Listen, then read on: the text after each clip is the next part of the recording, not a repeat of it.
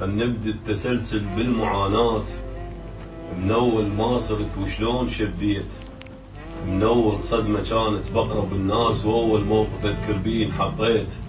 نمت زعلان ما حد قال لي شبيك، لا ردوا حقي ولا تراضيت.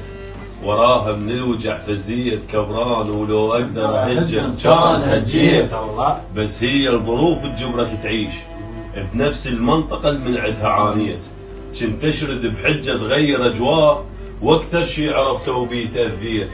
إذا تتمشى تطلع حتى ترتاح، إذا معناها ما مرتاح بالبيت.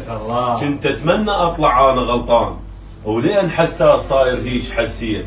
بس هن المواقف صار أنا هواية، ولا عودت روحي ولا تخطيت. كان بخاطري يسيلوني مرتاح، حتى أقعد وأقلهم ليش مليت. حتى نشوف ياهل بينا بيصوش، وعكسكم يا ذنب بالله أنا سويت.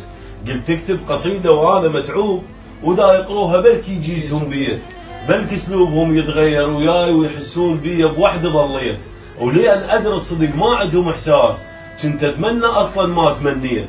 حتى من عتبي يقولوا له بطران، لو بطران أصلا ما اهتميت. حتى من عتبي يقولوا له بطران، لو بطران أصلا ما اهتميت. وهي المشكلة من تحاول تعيش ويوادم تحبها وما انحبيت. المهم منا بعد رغم الضغوطات، لا يسألني واحد ها سويت. القضت والما قضت ما تفرق وياي، ما دام من الأول ما ارتاحيت.